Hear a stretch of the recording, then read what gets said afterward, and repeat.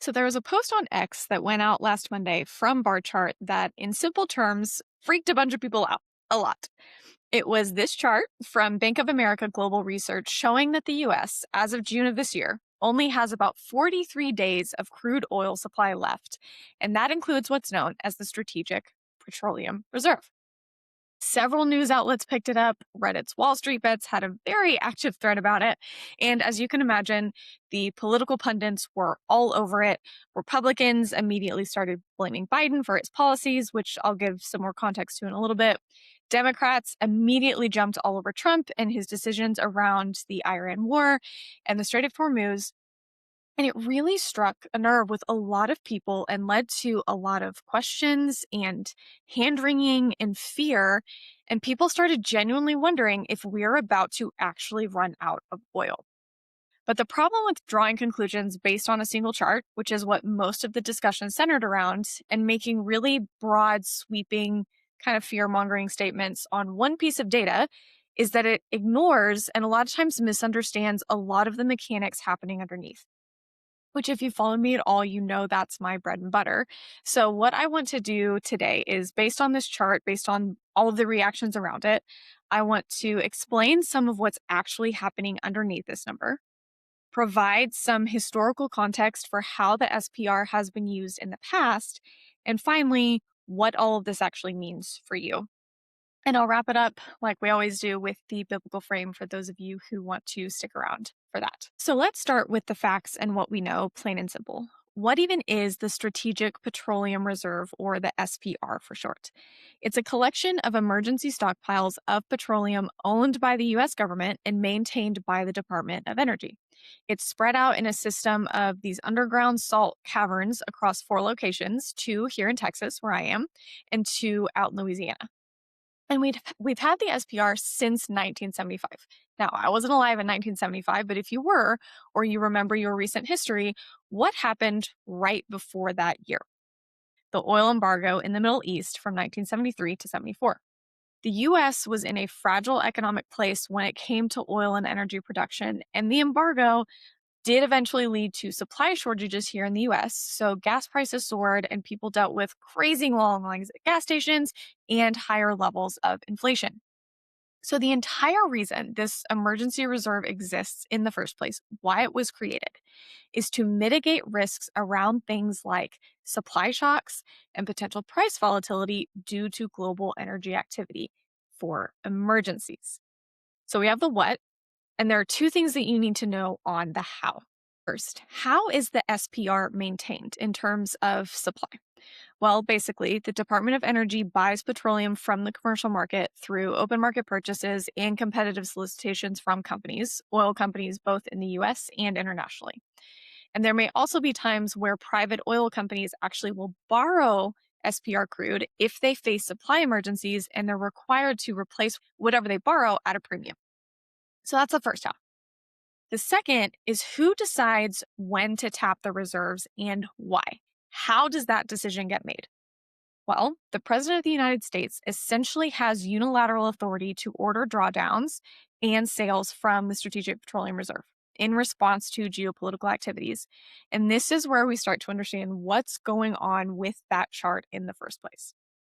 So, as you may have already known, or as you probably already have guessed from what I've talked about so far, as part of the ongoing war in Iran and the closure of the Strait of Hormuz, starting in March, President Trump ordered a drawdown of 172 million barrels of oil from the SPR. Now, he did this in connection with 32 other nations who unanimously agreed to release a total of about 400 million barrels of oil to help lower energy prices as things in the Middle East were playing out. So as of June 5th, 66 million barrels of the authorized 172 million have been released. And because of that, we're seeing a significant decrease in the US's overall oil supply. And we're currently at our lowest levels since around 1983, which many people have pointed out was during the time we were still actively filling the reserve. So we're essentially saying that the reserves haven't been this low since almost the very beginning. And as the political blame game is beginning to play out, the Democrats' argument is pretty obvious.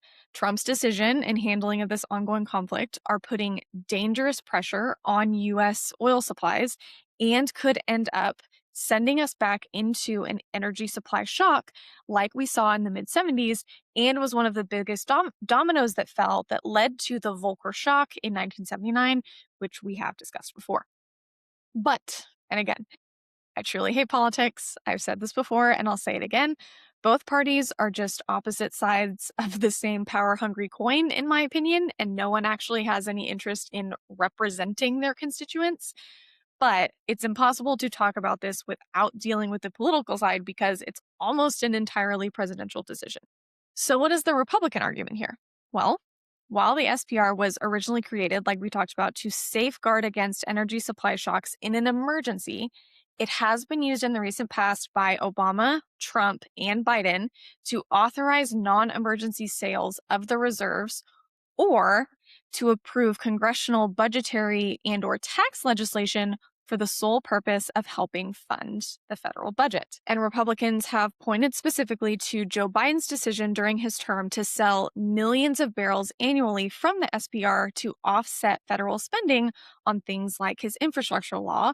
And many critics have pointed out that Congress has treated SPR like a, quote, legislative ATM to help with budget deficits as opposed to what it was originally intended for.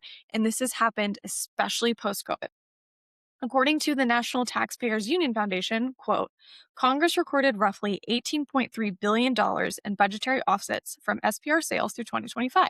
Yet, the Department of Energy estimated in 2025 that refilling the reserve could cost about $20 billion. Now, that was back in March, that quote. So the cost to refill these reserves could easily eclipse the budgetary offsets it was used for. So in short, not a great look. Now, the $1 million question is what that actually means for you, your wallet, and your everyday life. The implication and the fear from this chart, from this decreasing oil supply, is that because the supply and the available reserves are dipping close to all-time lows, and refilling these reserves will cost billions of dollars, not to mention the ongoing infrastructure costs that need to take place to keep the structural integrity of these caverns, could we actually run out of oil? Literally, will we have no oil left? Could we be in a position, especially if the conflict with Iran continues to drag on, where shortages are so severe that people won't be able to fill up their gas tanks, leading to all the negative economic consequences like skyrocketing inflation and other ripple effects that would entail? Are we in serious trouble here? And I don't have a crystal ball.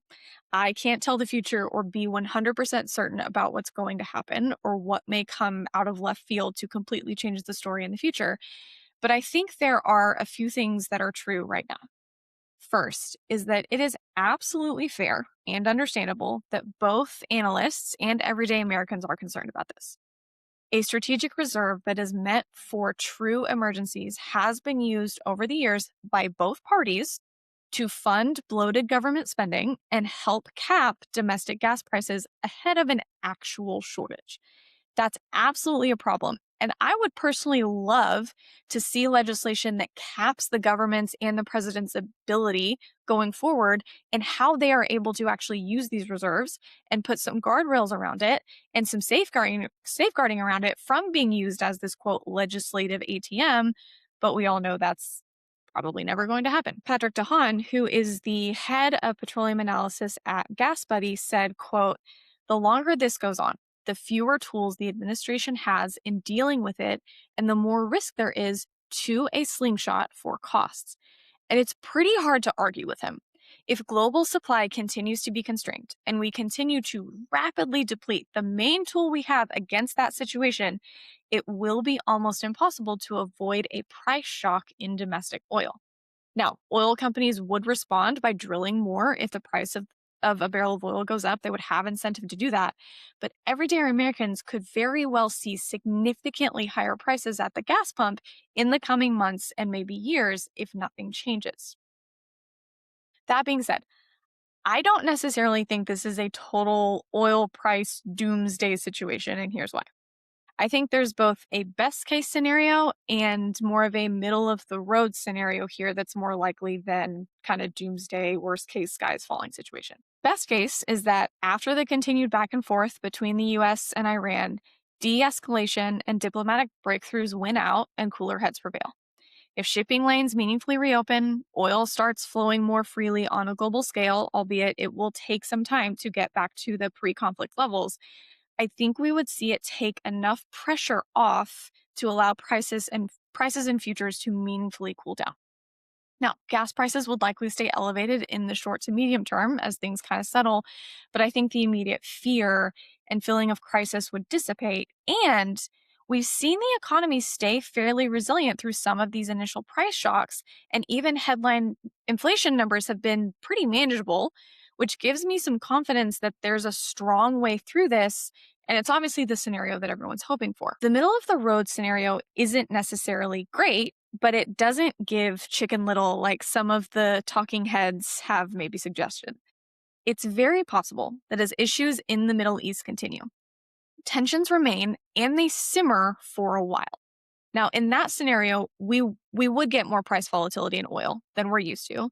Supply chains would still be fragile, and we'd basically muddle through to a less than ideal end to the war without seeing crazy situations like fuel rationing, which is something we haven't seen on a national scale for generations. Now, which scenario plays out depends entirely on things that none of us can predict. But I don't think it's a matter of we're seeing this number fall, we're basically doomed. And the question we started with was, is the US about to run out of oil? The answer is both no and a very qualified and narrow yes. No, wells are not running dry. Oil companies have incentives to drill at higher prices. I don't think anyone needs to panic and run out to your gas station today and fill up a bunch of gas tanks like we're about to be in some like oil version of Mad Max. But in another more immediate way, the narrow answer is yes. We are running low on our most critical asset in an emergency. Our strategic buffer is being depleted. We have traded a huge piece of our long-term energy security for short-term price stability and government spending, and the bill for that trade is eventually going to come due, whether through price shocks or the very real cost of eventually replenishing our strategic reserves. Probably a little bit of both. But the issue we face today isn't just about how many barrels of oil are left in some salt caverns. It's an issue of foresight, of planning, and a really good reminder of just how vulnerable we can make ourselves in a world that starts to get more stable and more unpredictable. And the best thing you can do is focus on the things you can control, living within your means, saving for the rainy days, whether it's rainy because of a personal situation or rainy because of geopolitical tensions. Having the discipline to tell yourself no today, if that means setting up your future self for a better outcome. And from that, we are going to move into the biblical frame, as I call it, where I give insight and my own personal opinions about how I relate to economic and geopolitical realities like this one through the lens of the gospel and as a follower of Jesus. So we're moving out of the economics conversation and into the faith conversation. And if that's not you, I hope you found everything so far helpful. Don't forget to subscribe, shoot me a comment if you want to engage in the conversation. But if you're the least bit curious, I would love for you to stick around. Now, when we're talking about something that's at such a macroeconomic global scale, where the effects on my life and yours are directly tied to the decisions of those in power and the choices made by the national government itself, my mind always goes back to the fact that this is nothing new. Every generation of humanity has been deeply shaped by the economic realities around them. And the Bible doesn't expect us to ignore it or to act like it doesn't matter. But what the Holy Spirit brought to mind as I was researching this was Paul's letters to the church in Corinth. He talks about it in both letters, but almost the entirety of 2 Corinthians 8 and 9, a huge chunk of one of his letters, is dedicated to how they spend their money. And it's so important to remember, especially when we read the New Testament epistles, We need to remember that Paul wasn't writing theology in a vacuum. The early church was living through very real political uncertainty, economic equality, and an empire that prized status, wealth, and influence above almost everything else. Does that sound or feel familiar? So here's the background that makes Paul's letter in this moment so illuminating and so relatable. First, Corinth was one of the richest, most prosperous cities in the Roman Empire. The city of Corinth sat on this narrow strip of land that connected northern and southern Greece, meaning it controlled crucial trade routes and had two major ports, so it had significant economic control and prosperity at that time. Second, the Roman Empire at this point was relatively stable, but getting very expensive. And the empire relied heavily on taxation to fund its empire, with government spending growing significantly as time went on. Third, the economy also depended significantly on interconnected trade with other countries like Egypt, Italy, Asia Minor. If shipping slowed, if war interrupted trade, if diplomatic tensions rose, the economy could and would suffer. Again, do those things sound familiar? So, with all of that in mind, consider how he chose to phrase so many different ideas in his letter when you read them against Corinth's backdrop and the economic and social realities that the original audience reading these letters would have had. Though he was rich, yet for your sake he became poor, 2 Corinthians 8:9. That is spoken to one of the wealthiest churches in the empire, while Paul asks them to materially care for poor believers, mostly in Jerusalem, but also elsewhere. We walk by faith, not by sight, 2 Corinthians 5:7. That comes to Christians living in a culture obsessed with visible status and public honor and influence. And what does Paul say in chapter 12? Among other things, to these people experiencing what feels like an eerily similar economic and cultural moment to many of us today. In a city that celebrated, rewarded, and obsessed over power, wealth, influence, and social status, Paul boasts in what? Paul boasts in weakness. He tells them in 2 Corinthians 12, starting in verse 9, Paul writes to these early Christians, but he being God, said to me, my grace is sufficient for you, for my power is made perfect in your weakness. Therefore, I will boast all the more gladly of my weakness, so that the power of Christ may rest upon me. For the sake of Christ, then, I am content with weakness, insults, hardships, persecutions, and calamities. For when I am weak, then I am strong. And Paul doesn't say he tolerates weakness, hardship, persecution, and calamities. He doesn't say he deals with them as he looks forward to their eventual end. He says he is content in those things. His words directly challenge a society that equated strength, wealth, and influence with success. A society with simmering tensions and instability competing against economic prosperity. So what does that mean for us in our social and economic realities in 2026? Well, first and foremost, Paul has a very clear application and call to action wherein those with financial means were given the opportunity to live like and be conformed to the image of Jesus by giving generously of their resources, including their money. Not for the sake of enriching himself, Paul makes that very clear, but for the sake of caring for their fellow believers as a witness to the gospel and a witness to the person of Jesus himself. And second, as people who likely live, if you're watching this in the United States, in a place of significant focus on outward appearance and status and wealth and influence, my goodness, would Rome have loved the idea of social media. Believers, people who are in Christ and who have been saved by him and for his glory, we are called to evaluate and interact with our reality through the lens of Christ's kingdom rather than someone's government economy. In the times of prosperity and stability and economic health, We use our resources to generously care for others as an outward display of how generous our Savior was and continues to be with us. And in the times of economic uncertainty, geopolitical tensions, rising prices, higher taxes, trade interruptions, we find contentment in weakness. Because for the sake of Christ, we display the power of Jesus and proclaim that he is far better, more important, and more valuable than anything this world could ever offer us and anything this world could ever take from us. He is King of Kings and Lord of Lords. God is on his throne. Thanks for watching, and I'll see you next time.